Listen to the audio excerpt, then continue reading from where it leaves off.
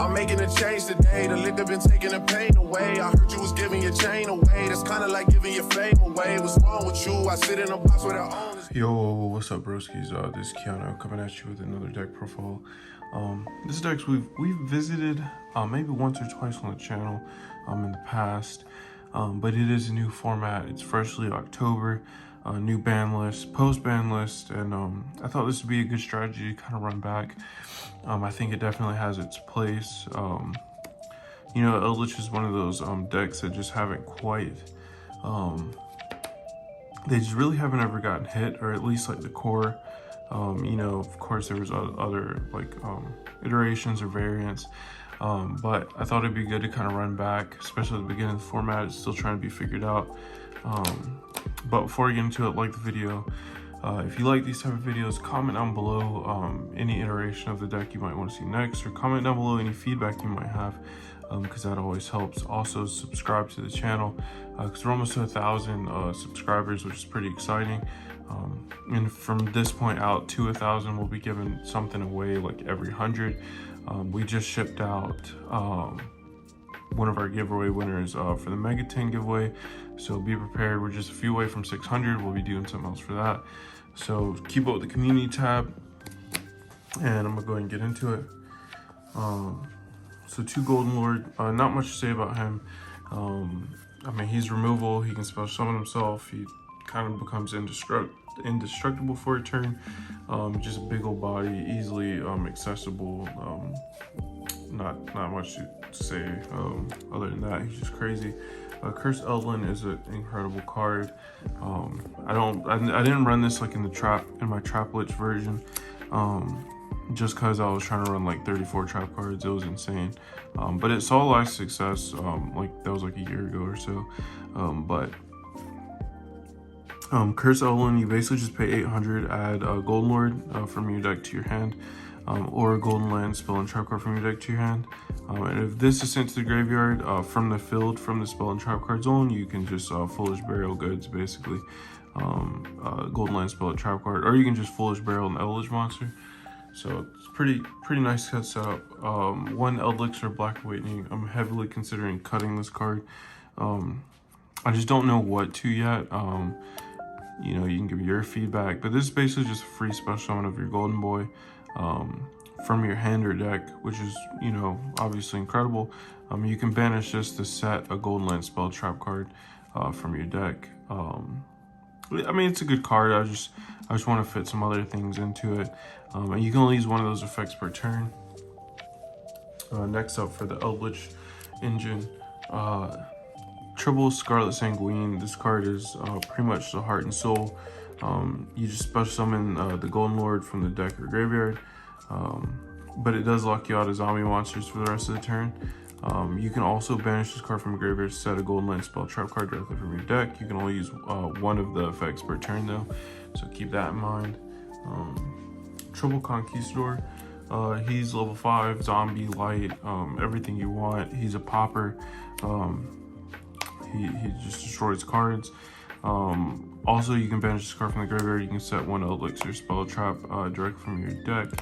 You can only use one of the effects per turn, so keep that in mind. Conquistador is just the like best one,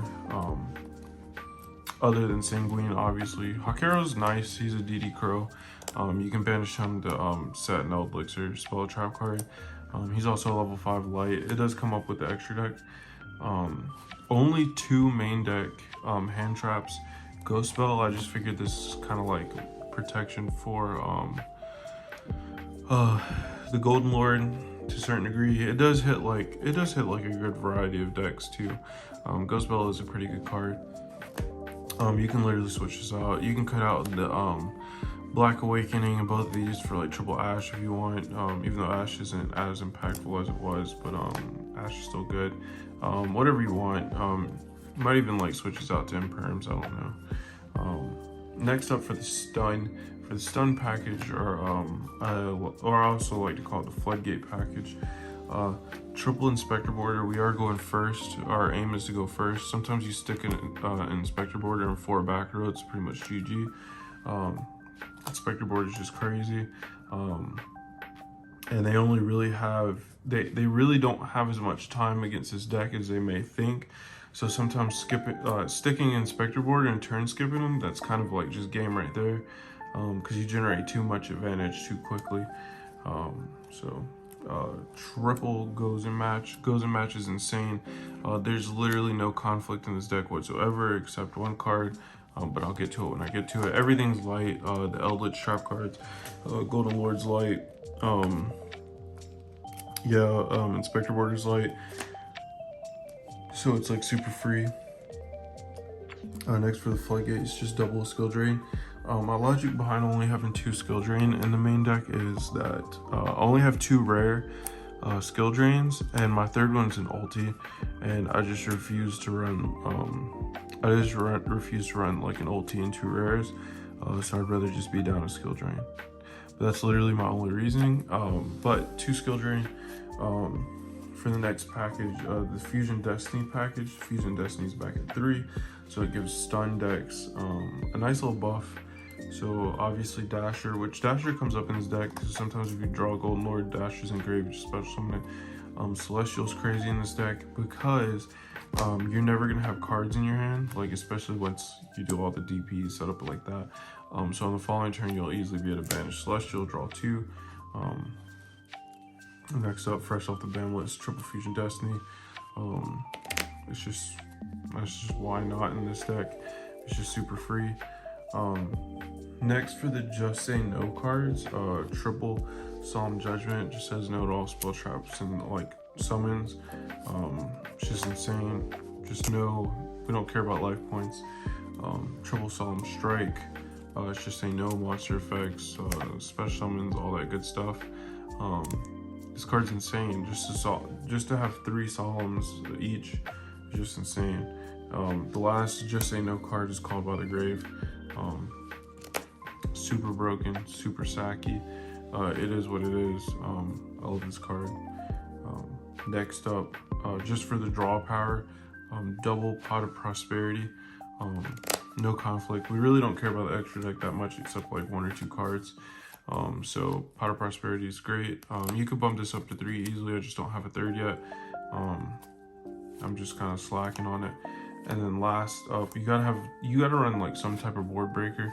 And since we're like pretty much a back row deck, I don't really care so much about the Dark Ruler and the Moors.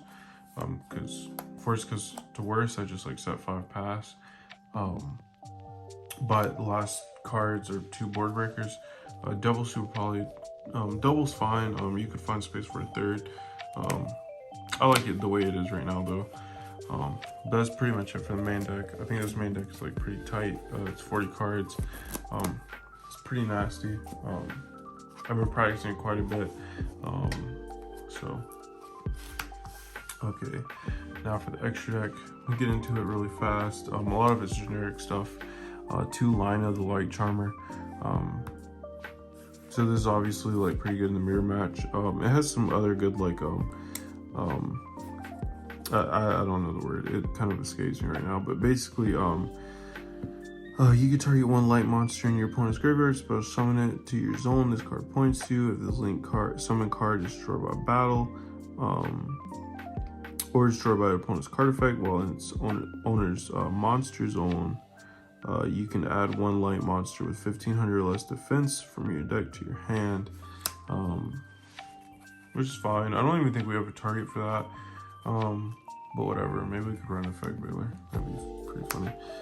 Nightmare Cerberus, nice little generic Link 2, gets rid of special summon cards. Nightmare Phoenix gets rid of Floodgates, even though we love them. Nightmare Unicorn, great removal.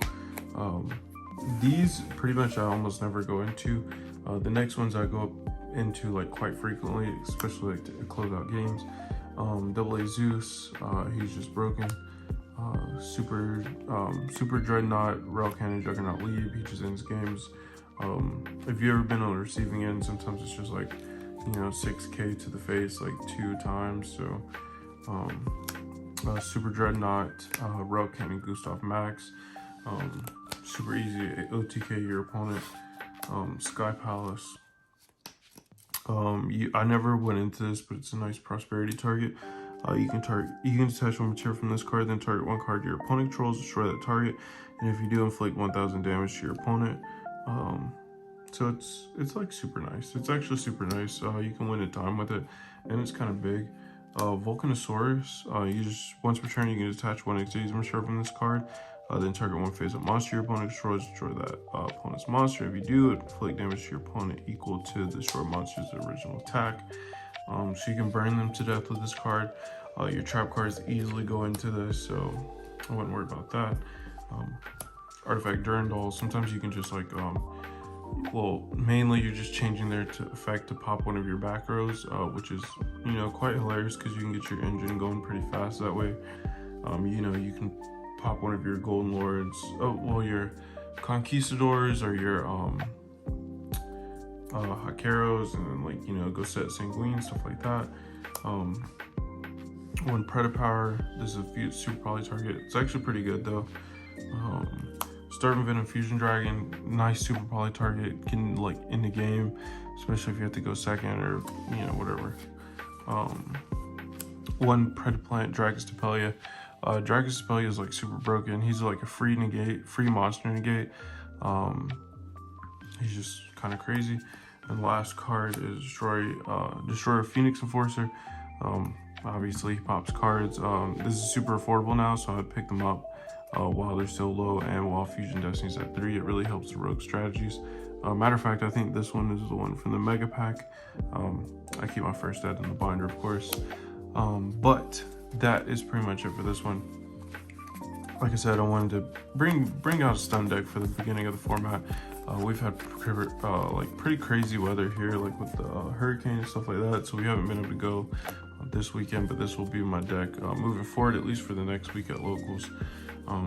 But if you like the video, comment down below what you want to see next, or if you have any feedback for this deck. And remember, subscribe to the channel because we're really trying to get to 1K. And we'll see you next time.